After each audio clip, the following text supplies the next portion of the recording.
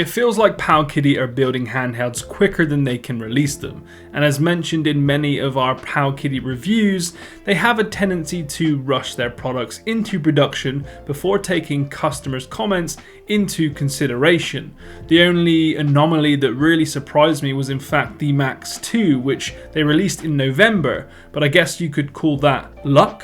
Now in the office, I have been testing the Powkiddy A20, a vertical handheld that reminds me of the Retroid Pocket, but this one here has a new chip inside and is moving away from the typical RK3326 chip in hopes that it can touch the Dreamcast and PSP emulation without any hiccups.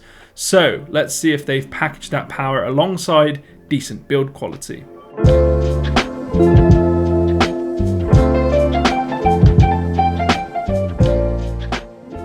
At a first glance, you could mistake this with the upcoming Analog Pocket. Powkiddy have gone for the matte black look with large screen bezels, clunky buttons, no branding, and trigger buttons at the back which end at the screen, giving it a slim head, so to speak.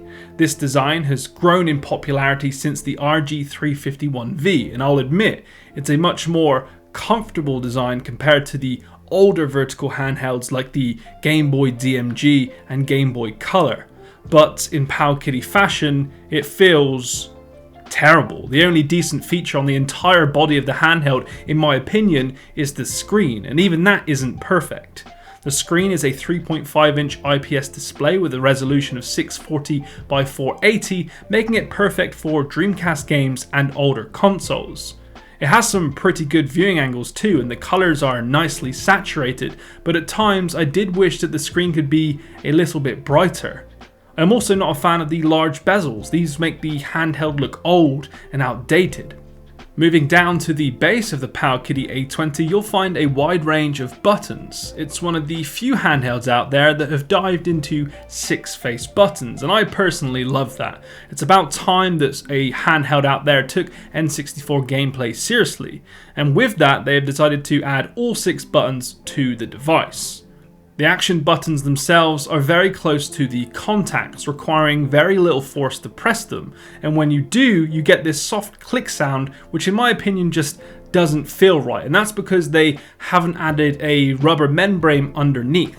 I like solid, bouncy buttons that you need to push right down into the handheld when playing retro games, and I know that Powkiddy have gone for that modern, sleek look, but it takes away that nostalgic feeling. And because every other button on the handheld, including the D-pad and shoulder buttons, are incredibly clicky, it makes the handheld feel less premium. Just take a listen to this and you'll see what I mean.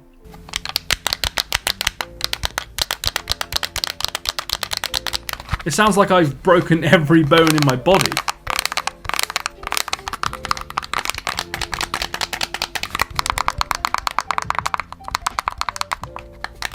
The analog stick is identical to that of the Nintendo Switch, but doesn't have L3 functionality.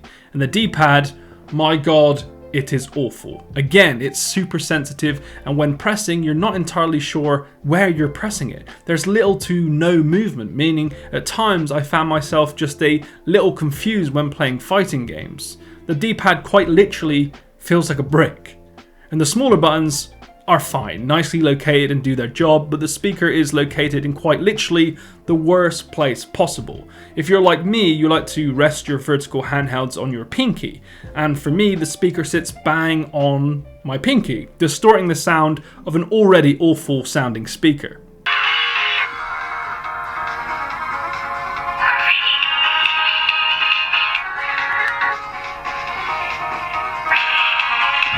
Now moving to the back, I quite like the little to no branding, and the matte finish looks sleek when kept clean, but not so much after you've been munching on Doritos. The shoulder buttons could be better, but they're comfortable to play on, and are a good size too, but just take into consideration that they sound like your granddad's hip is breaking every time you press them. Overall, it feels like a very low quality handheld, and the buttons combined with the large bezels and the fingerprint magnet shell, it just makes it feel like a handheld that was released back in 2010.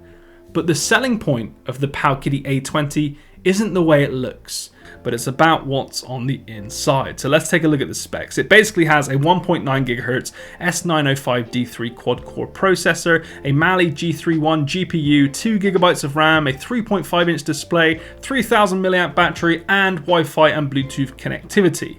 But what can the chip actually do, and is it better than other affordable handhelds on the market? Well, yeah, the S90 chip is in fact more powerful than your typical RK3326, meaning it can handle a bit more than that in terms of emulation. Through my testing period, I managed to get great PSP emulation and below average Dreamcast emulation out of the Powkiddy A20.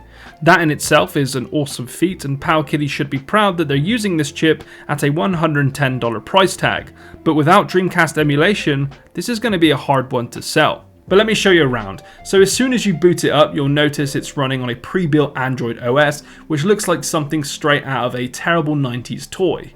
Why they went with this ugly user interface, I do not know, but it took me a few days to get used to it. Yes, if you do like to tinker, you can easily change this, but for someone who doesn't have any experience with retro handhelds, you may throw up looking at it for more than a few days. The games and emulators are laid out quite easily. With a simple press of the trigger button, you'll move onto a new console, and when in game, a simple press of the home button will bring up the menus. I'm not a fan of the firmware and the operating system and how it looks, but I can live with it. So what I'll do now is actually show you some clips from some emulators so you can take a look at the quality yourself.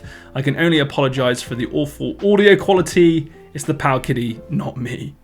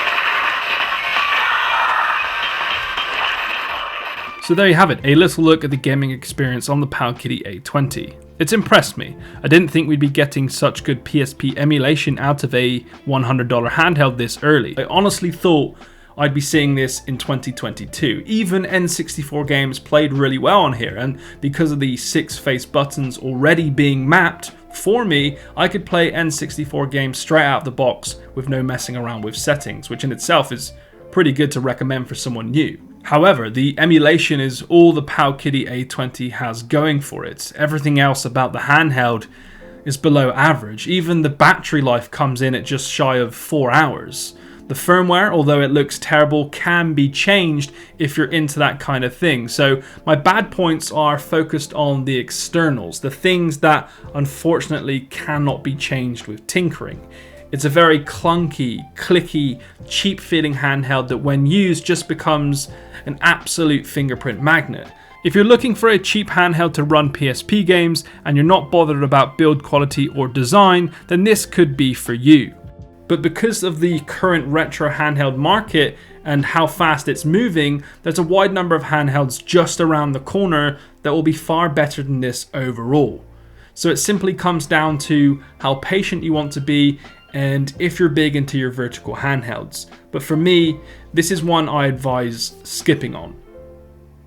As per usual, I appreciate you watching this video. If you want to see more retro handheld reviews coming out next year, hit that subscribe button and I hope to see you in the next video. Bye bye.